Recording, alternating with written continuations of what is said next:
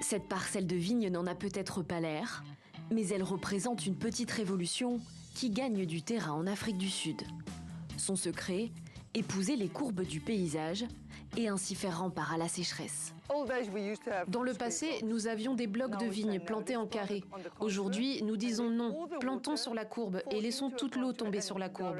Dirigeons-la vers une installation de retenue, qu'il s'agisse d'une rivière ou d'un barrage ou d'un réservoir, afin de pouvoir réutiliser l'eau. Si vous pouvez réutiliser l'eau, vous n'économisez pas seulement le coût de l'eau, vous économisez également sur les coûts de pompage. Sur le domaine de Reineke, les vieux plants de vignes plantés en carré et gourmands en eau ont donc été arrachés. Une méthode radicale, mais nécessaire pour faire face au réchauffement climatique qui modifie déjà les températures et la pluviométrie de la région.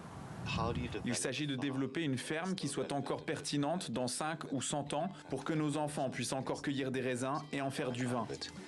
Pour ce viticulteur, viabiliser le domaine passe par le retour à des méthodes de culture plus naturelles. Entre les parcelles, des zones sont prévues pour planter des buissons de fynbos, une plante endémique de la région. Elles permettront de moins traiter la vigne en attirant les insectes. Des vaches élevées sur le domaine nourrissent également les sols de leur fumier. Dès que cet équilibre est rétabli et que vous recréez cette biodiversité, c'est à mon avis un bien meilleur moyen de cultiver.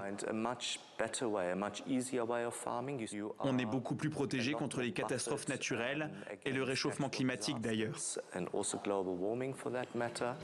Dans cette région du Cap occidental, à la pointe de l'Afrique, tombera 30% d'eau en moins en 2050. Les températures, elles, auront augmenté d'1,5 à 3 degrés.